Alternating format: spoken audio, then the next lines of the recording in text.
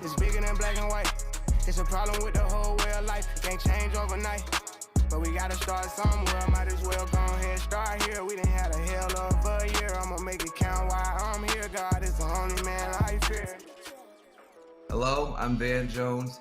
I am an author, I'm an attorney.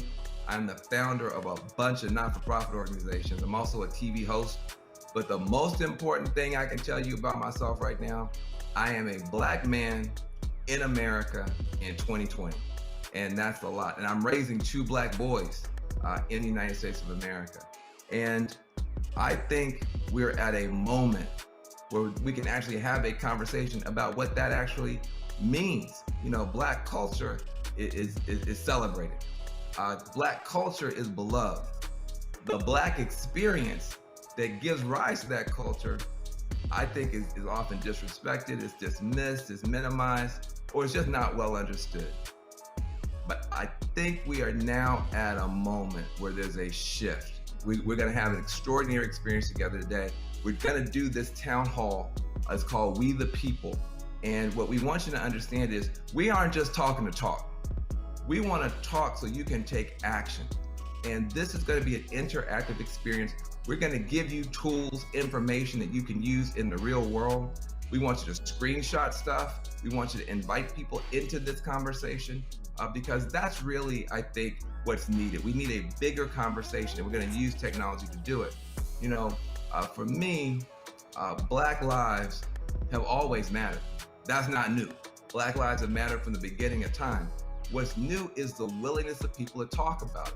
And we have an opportunity to amplify the discussion and to move things forward, especially today.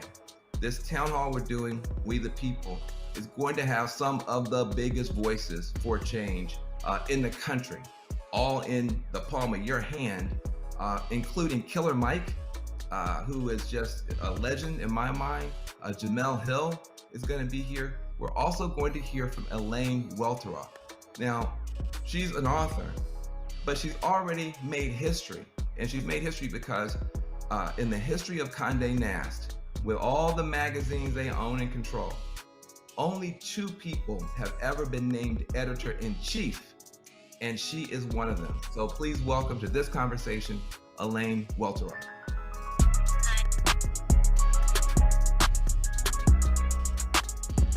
Look, I am so happy that I get a chance to have this conversation with Elaine. I mean, this sister is just bad. She's bad. She's a New York Times bestselling author, award-winning journalist.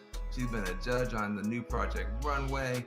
I mean, she messed with Michelle Obama. She's just bad. So I want to talk to you about this moment. It's just been such a mix of inspiring protests and killings and stuff like that. Talk to us about your range of emotion over this past period of what I call this great awakening around justice. It's been really heavy. It's been really emotional. You know, this is not new for Black people in America, right? We have been grieving for a long time around these same kinds of senseless murders. I wrote about, you know, Philando Castile's murder, which really represented in my book, and I wrote about it from the perspective of being one of very few Black people in the office at the time, when I was so devastated. So it was so hard to get out of bed that morning, let alone proceed as business as usual. And I wrote about what it was like coming into the office that day, expecting or anticipating that other people might be feeling some of what I was feeling, just as humans, as, you know, feeling, thinking humans, and feeling like everyone was able to move on like business as usual. It feels so relevant once again now, thinking, you know, 4 years later, here we are again. But the difference is that the response from the rest of the community, folks who are non-Black, are finally seeing this moment as a wake-up call to get off the sidelines and to get involved and invested in this fight for justice. So I can say that since being in the streets and attending a number of protests, there is something different in the air this time. There are a lot of emotions I think we're all moving through, or trying to move through to get towards the collective action that we all need to take. There is so much work for all of us. So I think we're all feeling that pressure, we're feeling that weight, but I think we're also feeling empowered that this time has to be different. It has to be different. You've been on this. I mean, you really have been not just an inspiration, but you've been offering really education to a whole new generation through Teen Vogue. And you were doing it when it was, now it's trendy, now it's popular, but you were doing it when it wasn't trendy, when it was kind of shocking to see Teen Vogue taking on these issues. Why did you make that choice? Because you're saying other people now are going to have to make similar choices to be a little bit more brave and bold, but you were doing it when it wasn't cool. Why? And talk about that. By speaking just about fashion, we were ignoring the range of interests that were central to them, the issues that matter to them in the world. And so we made sure that we were creating more of an intersectional feminist focus, and that included fashion and pop culture, but that also spoke to intersectional feminism and social justice issues. Black Lives Matter. You're right that there was no model for success for that at the time. There were a lot of people that were like, oh, Teen Vogue? About politics? Justice issues? And we got pushback. Folks thought it wasn't our place. But the reality is that young people have been at the forefront of social justice issues for generations. It was certainly, I won't say scary, but there was an uncertainty about how it would pan out, but we knew that we had to do the right thing, and we felt we had to be a part of the right side of history. And I'm very proud to say that we have been, and I'm so proud of the team there that's leading that charge today. But you're right in that I think a lot of companies are now confronting that same reckoning of what do we mean now? How do we mean more to our community? How do we right size to make sure that we're meeting this moment and that we are on the right side of history and that we are better serving our community and our audience, our consumers? Well, let's talk about that though, because you can actually give some advice to people who are working at these brands, whether they're at the top or whether they're the intern. These brands are going to now have to do some of what you've already done. I mean, when you're a pioneer, that means you've been there, done that. What do these brands need to do to get relevant and to catch up at this moment?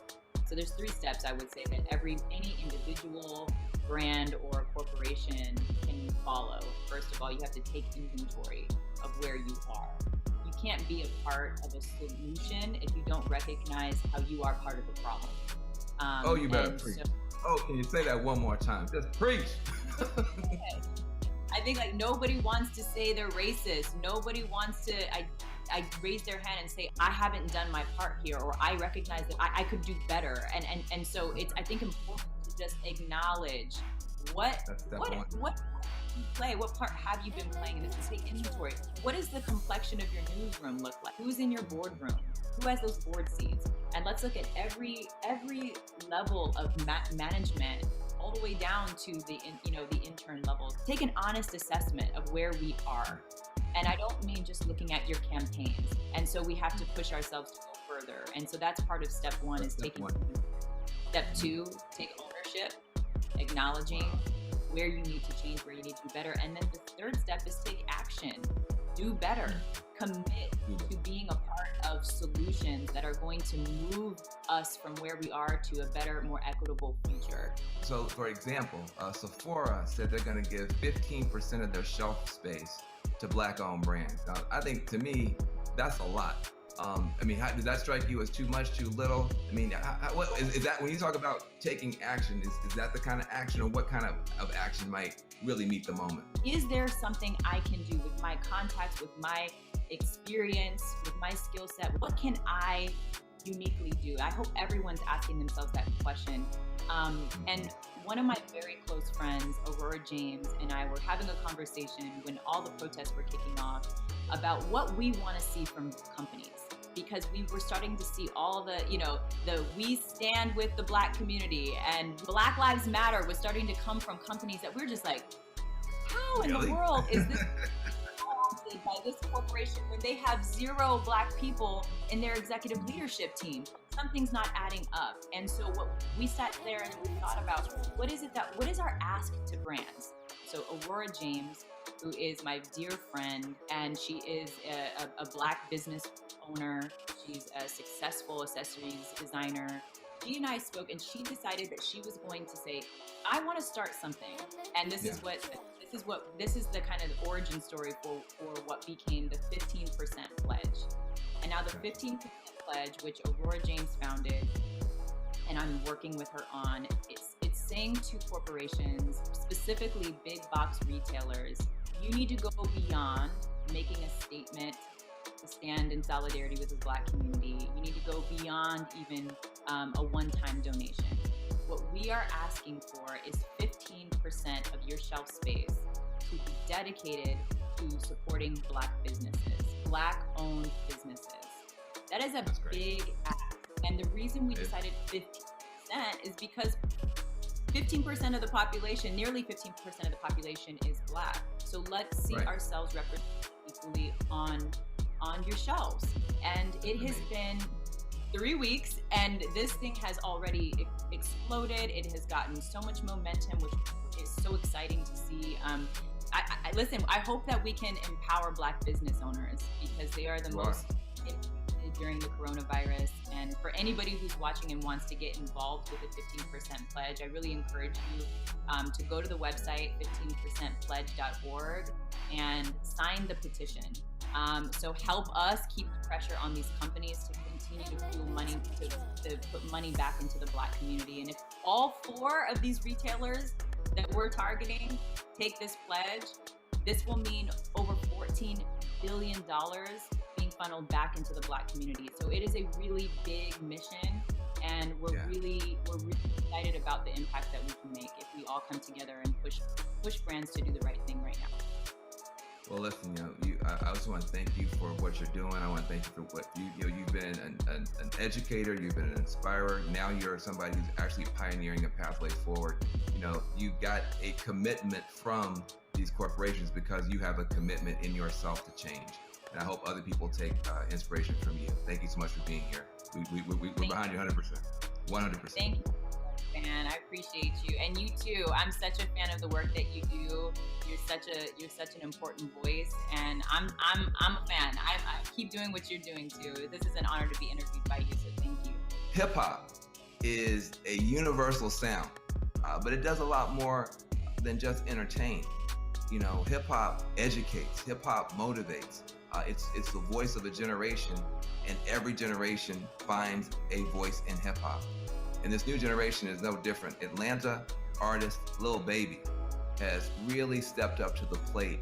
He's got a new song he penned in the middle of all this. It's called The Bigger Picture, and he put some visuals to it. Check out the video. They training officers, the killers, then shooting protesters with these rubber bullets. They regular people, I know that they feel us. These scars too deep, they heal us. What happened to COVID? Nobody remember, it ain't making sense. I'm just here to vent. It happened to one of your people, it's different. We get it, the system is wicked, just learn how to pick it. Knowledge is power, I swear I'm a witness. I know that I'm gifted, I won't go too deep, cause I'm scared they'll get me. Ain't scared to admit it, some I can't mention. It's people who can. Well, here's the chance, I won't take the stand, but I'll take a stand for what I believe. Must not be breathing the air that I breathe. You know that the way that I bleed, you can be. I never been a fan of police, but my neighborhood know I try to keep peace. So it's only right that I get in the streets. March for a reason, I just on GP. How people die for us to be free. It up to you mean, this was a dream. Now we got the power that we need to have. They don't want us with it, and that's why they mad. It's bigger than black and white. It's a problem with the whole way of life. It can't change overnight, but we gotta start somewhere. Might as well go ahead, start here. We done had a hell of a year. I'ma make it count while I'm here. God is the only man I fear. It's bigger than black and white. It's a problem with the whole way of life. It can't change overnight, but we gotta start somewhere. Might as well go ahead, start here. We done had a hell of a year. I'ma make it count while I'm here. God is the only man I fear. Atlanta has been the epicenter and the hotbed really of a lot of change over the years, and especially nowadays. It's interesting to see how Lil Baby taps into the Atlanta right now. and brings it to the screen. I mean, that is 2020. That is what it looks like right now in that town. And I think he did a beautiful job of capturing it. I think the lyrics of this thing are just off the charts. He's in Jay-Z territory at this point, Bob Dylan territory at this point. It's bigger than black and white. It's a problem with the whole way of life. It can't change overnight.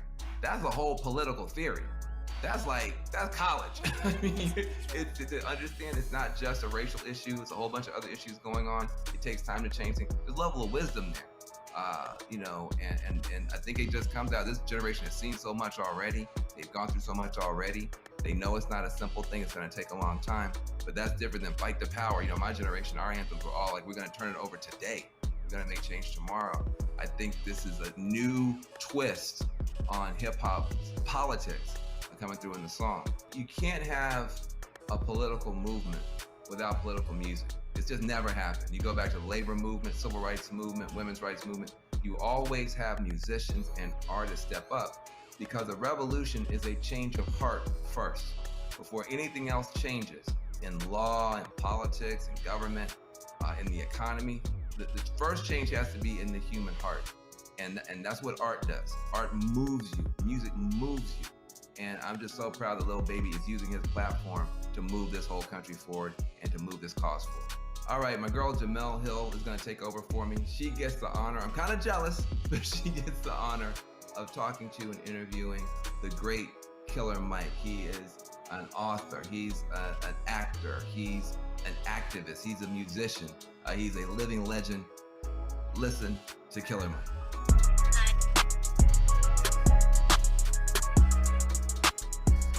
I hope everybody out there has just been taking copious notes, gaining a lot of knowledge, taking some screenshots, because there's just been a lot of really good nuggets that have been shared.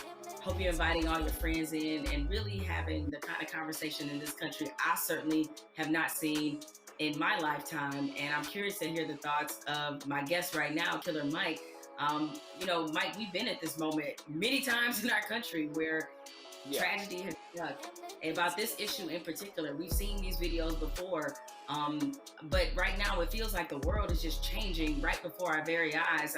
I can kind of imagine how some of our elders felt during the civil rights movement, to see the world just changing right before our eyes. So you're there in Atlanta, where certainly there was a recent incident with Rashard Brooks. We've been absorbing everything that's been happening in the country up until this moment. So how are you kind of handling all of this emotionally right now?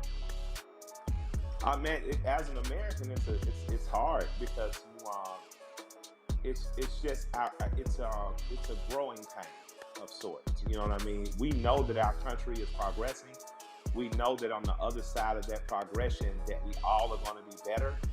I think our community and people who are essentially descendants of the cornerstone of this nation. And the cornerstone of this nation is the Constitution is important, the Founding Fathers was important, but free labor allowed all that to stay.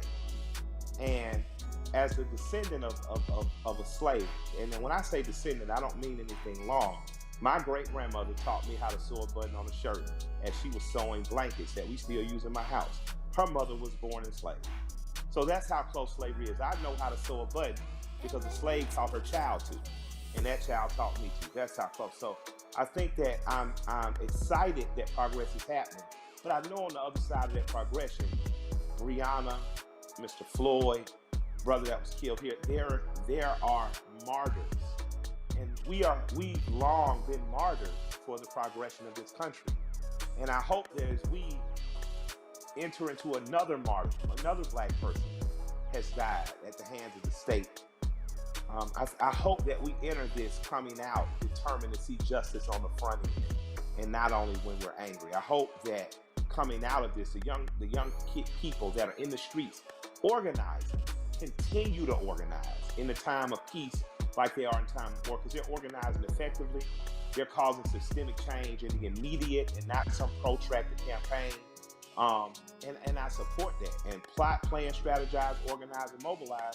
And as long as you keep doing that, you're going to capitalize off the gains that you're making. And I appreciate, and I don't mean capitalize monetary way. I mean These kids are capitalizing, progressing. Organizers on the ground level who've been working for years to campaign around police brutality and violence have in an instant been able to organize people to progress law. Yeah, it's been a lot of impressive moments. I mean, you mentioned about how the young people, they're so organized, because I think about the progression from, say, Ferguson to now, and it's been pretty outstanding when you think about it. What has impressed you the most about what you're seeing right now? What has impressed me? That in '92, we rioted in Atlanta. There were riots in other cities. There were riots in Los Angeles. But there was such a stronghold on information. Local news wouldn't let what other cities know until after it was over. What's impressed me is the ability to use technology. We haven't gotten as efficient as Hong Kong, but it's coming. You are seeing at a day and age where in an instant, people are able to mob on a place. People are able to say what needs to be said and go and get ghosts. You're seeing in an instant what our grandparents were able to do. And like we have a house party app in which people can sit down on that house party app. You can organize with those 8 people to know what are we going to do in school, what are we going to do in local school boards, what are we going to do with city council. Our grandparents used to have to do that in the basement. Now you're able to do it over your phones and organize effectively and immediately. So I'm impressed by the level of organization I've seen. Because when I was an organizer at 15, 16 years old, we'd have to literally meet for 30 days to plan something that you might strike that might be 3 hours or even 30 minutes, but you're constantly there. These kids are able to do it, and these young people and these organizers are able to do it in a blink of an eye, but that only happens when you train like Floyd Mayweather. Organizers are like Mayweather. They never not train, you know, and I think that these are the people, again, that we should be looking to follow in these times.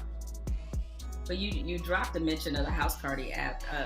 Mike, are you on house party? You use it? I just found out about it. I got the cool people in my life help me to what's new. The 2 apps I'm most interested in right now are House Party, and there's an app called Convos that allows me to speak directly back and forth with people. That's a lot cooler than sometimes Twitter where stuff gets lost in translation. But you know, I'm still over there tweeting with the angry moms and dads. Shouts out to the old folks.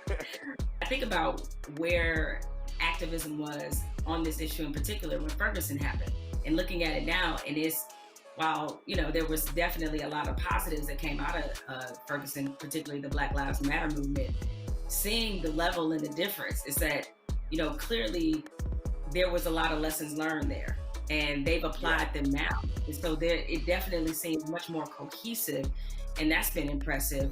What has impressed you about what you're seeing, especially from these young people who really have seemed to seize this moment? What I've seen be most beautiful about this time is kids have the ability to adjust and move and be like water. They're truly plotting, planning, strategizing, organizing, and mobilizing. The skateboard kids came in. Usually you would see in the 60s, Black people look like men. We make public protests. We get our heads split open. Sympathetic whites and allies and people who truly believe in freedom, justice, and equality entered the stage.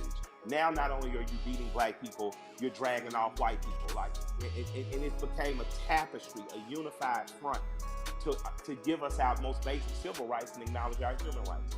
That tapestry is happening again, and it's happening in a bigger and better way. I was talking about those skateboard kids. I saw those kids first come in as defenders. When police were hacking with people with batons, they held up the skateboards to protect them. Most kids who skateboard, my kids skateboarders, most skateboard kids in the South don't look like me, right? But I saw the skateboard community literally come in and save protesters from beatings, and then they got really frisky and they started attacking back. And I was like, this is, although I don't want violence in the streets because those kids deserve to grow to be adults without being soldiers against the state that their parents pay taxes to.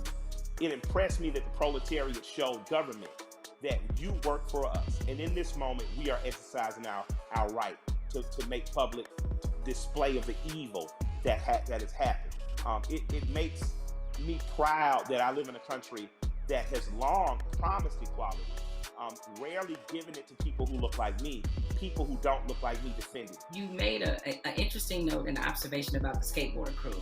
And I think anybody who's watching has noticed that it's not just Black people who are out here protesting. No, it's not. It's a tapestry of people.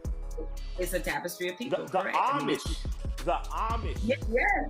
Wasn't that crazy? I didn't even know the Amish saw the news. I was thinking, who told them? Right? Yeah. I was like, how did they find out? Right? I was so impressed though. I was so thankful. My heart was Very filled with joy. Yeah, so you're seeing all these different types of people that you never thought this issue would resonate with them. It kind of reminds me of your music. Your music is unapologetically pro-Black, unapologetically, Yes, right? absolutely, But yet, absolutely. when you look at a Killer Mike fan, it's across multicultural section of people. Yes. Why do you think your music is able to resonate that way, despite the fact that you are also clearly talking to your people?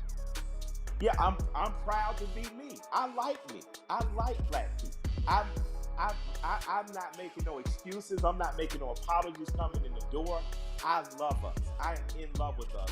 And because I love me, it has nothing to do or affecting my love of others. I have a very good friendship with East Indian cousins, Raj and Neil. They own the store right next to Walters on What's Happening. So if you're from Atlanta, you know about Walters. If you're a big guy from Atlanta, you know about, the store right next door.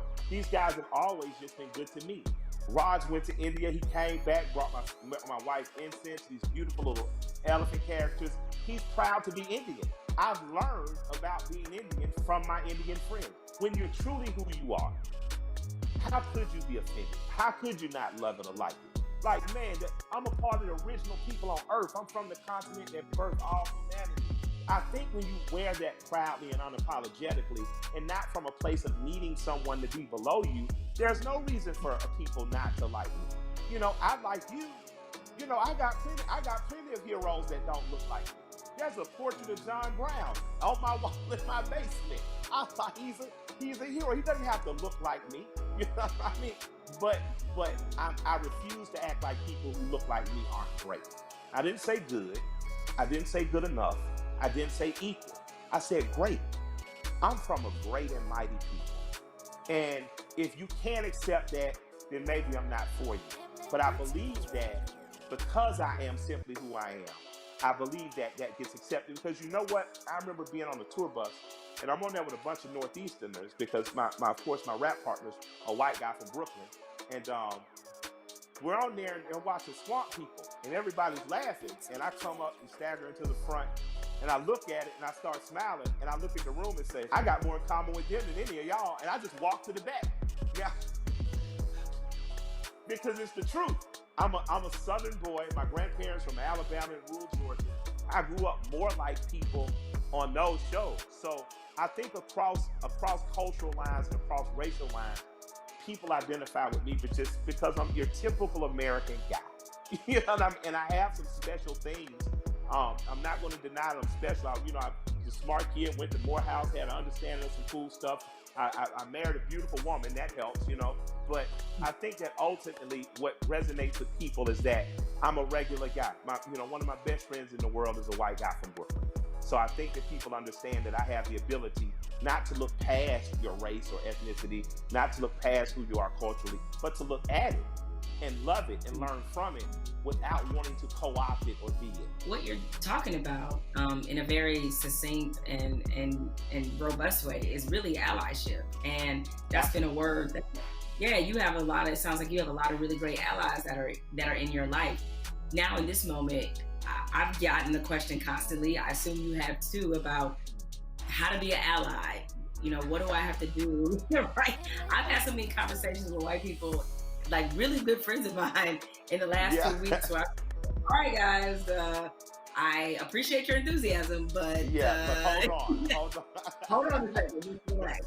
But nevertheless, that being said, is that what would you say to somebody who wants to not only be an ally but be a good ally? You want to be a good ally in this moment, white corporation, white person with the means, that's a worthy allyship. On a ground level, if you're just working hard every week, you don't know what to do, you're an electrician, you're a plumber, grab one young man who doesn't look like you, a young woman, and teach them that trade. That's allyship. Allyship isn't just throwing the money. But if you got the big money, put it towards somewhere, but on a very real and basic level. My son had an accident with a man named Keith. I bought my son a car. My son Malik, with a very pretty girl in the front seat, rear-ended this guy. calls me. I pull up to Keith and the police officer. I say, if he'll allow me to handle this privately, I just don't want to call my insurance company because, I had just gotten in an accident, but I drive fast. My son, Keith, in good faith, gave me the opportunity to do that, and me and this man became friends.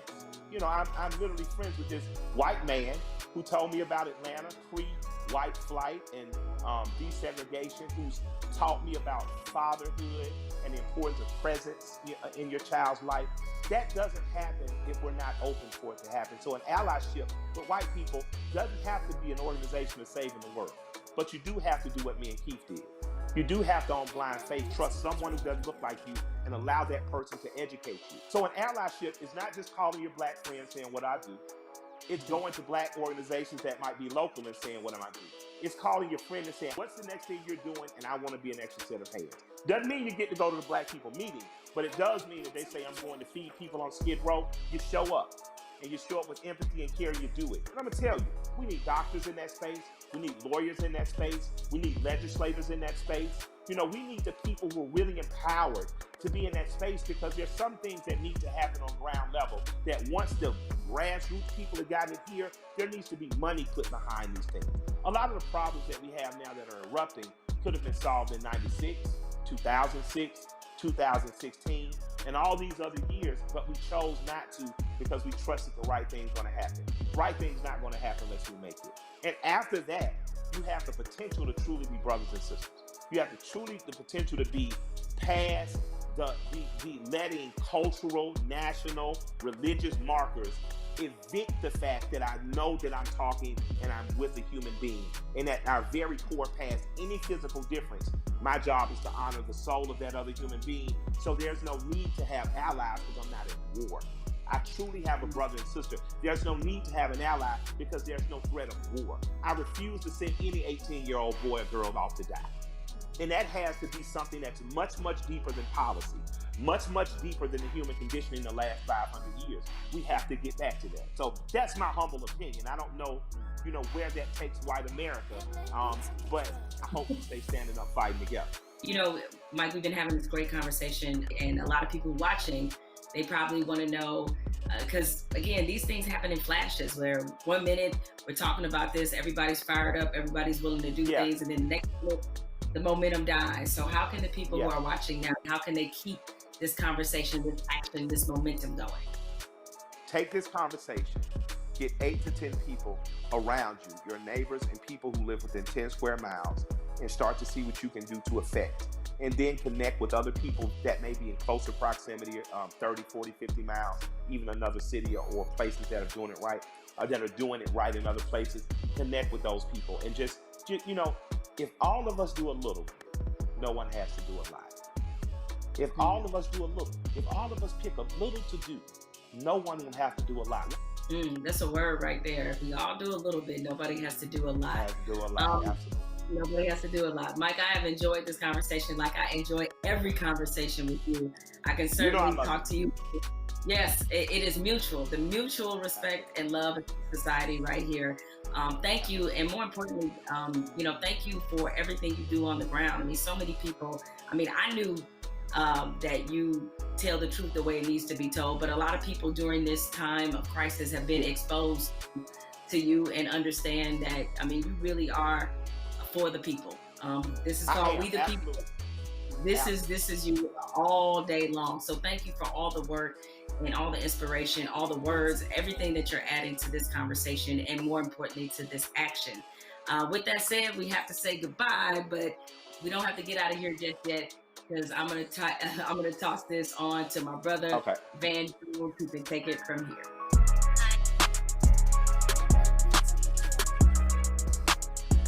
Jemele and I, we spent the past hour, been talking to Killer Mike, we've been talking to Elaine Welteroth. We also got a chance to see that amazing video from Lil Baby. Jemele, what did you get from your conversation with Killer Mike? And more importantly to me, what do you make of this moment that we're in? The one thing you can always expect from Killer Mike is blunt honesty. I think that's why a lot of people look at him as a really credible voice right now. He's honest about what he knows and honest about what he doesn't know. So I think when you have those elements, that's going to always make for a pretty good conversation. I'm with you. This moment, at the same time is welcome. It's also a little bit surreal in terms of what took us so long to get here, to make sure that we're not always starting from ground zero every time we have to have a significant conversation about race in this country. Why do you think it's different this time? Because I mean, there have been videos before, and yet people still now act like they're shocked. Help me understand what's different this time from your point of view. What's your theory? It's two things that I think stood out about the George Floyd video. One, there was no yeah, but. And granted, in my mind, we've seen videos where there was no yeah, but people nevertheless invented a yeah, but. But in this one, there really wasn't one. Even if you were Stretch Armstrong trying to stretch and find one, there just wasn't one. What always has just stuck with me is the look on this officer's face as he was kneeling on George Floyd's neck. It was so cold. It was as if this were Thursday. And he showed such little emotion, remorse, any emotion you want to name. He didn't show any of that as he killed a man in the middle of the street with bystanders looking on. So I think that situation, coupled with the fact we had already been reeling from Ahmaud Arbery, we had already been reeling from Breonna Taylor. And even though the situation wasn't fatal, there was definitely a storm of frustration at what happened with Christian Cooper. So this all together leads us to this moment where finally, even the most adamant naysayers who wanted to pretend as if this wasn't a structural problem, what could they say? There was nothing else that could be said. And I think everybody who was already fed up decided now is the moment, now is the time. The world has slowed down because of COVID-19. If we are going to address this, this needs to happen now. I've never seen 20, 30 million white people asking black people for leadership. That's interesting because it's all, well, what do you want me to do? And I'm like, well, I don't know. Google is a powerful tool. I don't know. I'm realizing now, though, that this is an honest question. How do you think that we as African Americans and our allies can rise to meet a moment like this and actually accept the fact that we may actually have a couple million new allies? And how do we deal with that? That's new for us. I'm glad you used the word leadership because there's a difference between us being put in a leadership position and us being put in an educational position. The educational part, we are long past, right? Like we don't want to be educating anybody else about race. We're not here to soothe you. We're not here to make you feel better. But leadership is something different. And it looks different depending on how you want us to take that leadership. Certainly, we are accustomed to being a voice on these issues. We're accustomed to setting the agenda. It's fine if we continue to lead in that direction. I think what we're looking for is, if this were, a relay race, we want to pass the baton and we want you to be able to say, okay, here's what we've been feeling about this issue. Here's what needs to happen to change it. The other part of this race is that you got to be willing to run it just as hard and as fast as we are. Because if you're not, that's why we remain stuck in the flying pattern that we've been in for hundreds of years and decades as we've tried to reconcile this issue. So we have to figure out what is the most useful way of allyship. We see a lot of people throwing statements around. We see a lot of people throwing money around. We need that to be a focused effort, and more importantly, to be vocal about it. I can't take any more double-sidedness. There can be no more other-siderisms, if I may make up a word, meaning that you give over here and you're a company that is like, yeah, Black Lives Matter, except for in my boardroom, where they don't, or except for my organizational chart, where they don't. So I'm done with that, right? That's great. Charity's great. Charity doesn't change structural racism, right? What changes it is when you actively look in your building and ask, why aren't there more Black people in this building, in this boardroom, in this C-suite? So the allies that we have, what you can do, change the structure and cultures of your companies, of your businesses, of wherever it is you have influence. Start there. The thing I try to tell people is, it puts us in a no-win situation. I want our white sisters and brothers to be better educated and to care more, but I don't want to have to bear the burden of trying to teach and educate all the time. The reason you pay tuition is because it's costly to educate someone. You coming up to me and saying, educate me, that's costly to me emotionally and from a time point of view. Also, I think we have to be very honest. Nobody would go up to somebody and say, teach me Russian, in 5 minutes. And by the way, make me feel good about it. Right? I mean, you like, hold on a second. Like, you want me to teach you about racism, which is the history of race in America is just as complicated as Russian. And you want me to teach you that in 5 minutes. And also, if I make you feel bad about it in any way, now I got to be your therapist too. And like you said, soothe you or whatever. That's got to stop. I would love for somebody to come to me and say, I made my whole family watch the 13th and read The New Jim Crow and read White Fragility, and we had a question on page 52. Now, hey, we can have that conversation all day long because you're doing your homework, but don't flop on me like you never heard of Google. If you wanted to know about cryptocurrencies or whatever, you find that stuff out before any black person ever heard of it. So I'm sure you can educate yourself about anything you want to know. I have to say something to you because I've never gotten a chance to talk to you. I feel like I know you because I'm such a big, mad, crazy Stan and fan. But I love you to death. I just am so proud of you. I'm saying proud of you almost as Patrick. I am so proud that you exist. Where do you find the strength to continue to do what you're doing and say what you're saying, even in the face of opposition, to the point where now the whole world has to listen to you? Where did you find the strength when they weren't listening? I guess maybe this is just part of the Black woman's condition, is that we don't know any other way. And most of us, I come from a line of Black women who were just like this. My mother's like this. My grandmother was like this, where it's the old phrase we've all used as Black people, making a way out of no way. And screaming till they hear you. You know what I'm saying? Is that because the opposite, to do the opposite of that is what? Is that I can't even afford to do that. I don't know any other mode but to fight for what's right, but to try to stand on the right side of history, but to speak for people who don't have a voice or a platform as large as mine, because somebody did it for me. What advice do you have for people who want to have these conversations, maybe not as well spoken, not as well read as you might be, but who really are sincere and want to have a conversation? I think you have to start from a point of honesty and being real about what some of your beliefs, prejudice, biases are, where they come from, why you learned them. I think if you take anything else beyond race, as we get older, we do a whole lot of unlearning. Young folks, when you get to like your 30s, you do a whole lot of that, right? But my advice is to always start from the point of truth and honesty and self-awareness. And you'd be surprised what you can get accomplished just by digging into those things. I mean, if you know you come from a racist background, or if you come from where race was talking about a certain way, be honest about what those conversations were and what they taught you. And ask yourself, is this the kind of person that you really want to be? Yeah, I feel like there's a 21st century mindset and a 21st century skill set that, everybody's going to need.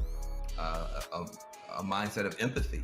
I mean, we're going to be dealing with people, every color, flavor, every kind of human being ever born. We all have to deal with each other now because of the internet, because of just the world economy. You're going to be competing against people in China and Nigeria. That's just the world. So you have to have a mindset of empathy to really try to understand where people are coming from. You have to have a skill set of listening. If you understand this conversation, you can talk to Black folk and brown folk and Muslims, everybody else. So we're trying to confer a benefit to you. We're trying to make you better. It'll make my life better, but it'll make your life better too. Now, what charity are you supporting? Well, as some people can maybe see my t-shirt, it says support Black journalists, right? The lack of still Black journalists in most newsrooms is pretty appalling. What changed my life and what got me really on the right path in this business was being a member of the National Association of Black Journalists. NABJ is the largest minority journalism organization in the country. The development, the networking, job fair, internships, scholarships, what happens there has changed lives. It changed a lot of people's careers. I mean, people like you, Van, and everybody you want to think of, Roland Martin, Soledad O'Brien. It's just a number of people, Michael Wilbon, that are a part of this organization and have been able to build legacies there. And so it's on us to, again, usher in this next generation of young journalists who, I get it right now, feeling really discouraged when they look at not just what a lot of newsrooms look like, a lot of networks look like, but also we're under the under the shadow of a pandemic right now. So you There's a lot of journalists who have lost their jobs. A lot of companies are downsizing. They need a reason to believe and to be in this business. And so NABJ has done so much for my career and continues to do that for others. So that's the charity that I support and the organization that has changed my life and that of many others. Well, listen, I second that, third that, and fourth that. NABJ is a beautiful organization. I've got groups I want to support as well. But what I want to say to you is just thank you for your light, for your leadership, for your courage, for your entrepreneurship, for your T-shirts and all that type of stuff. Make sure to support the sister businesses, and let's keep this conversation going. Much love to you. Thank you, Van. This is a pleasure. I got good news for you. I got bad news for you. The good news is that people are activating all around the world, all across the planet for change. That is a powerful moment. Here's the bad news. Unfortunately, this is not a one answer fixes everything situation. We're talking about systemic problems, which means it's not just one law or one person. You need 360 degrees of change to shift to get the outcome that's right. But we can get there if we keep talking, if we keep working, if we keep building. And if we do that, we can reshape America. That can be done. It's been done in the past.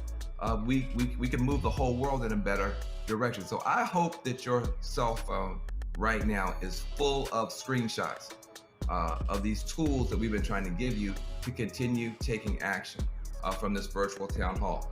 When this stream ends, the conversation should not end. We got to keep pushing. We got to keep going. We are in an important moment in history. And what you do is going to determine the outcome. 2020 is going to be talked about for 20 years, 100 years, maybe 1,000 years. But the future's not written. It's up to what you and I do and what you and I decide is going to happen. So I want to give a special thanks to the powerful voices that we've had: Elaine Welteroth, Killer Mike, Jemele Hill. Make sure you visit 50percentpledge.org to learn more about the power of money. Also visit my organization, reformalliance.com. We're trying to make a change. Let's be about it, not just talk about it. I'm Van Jones.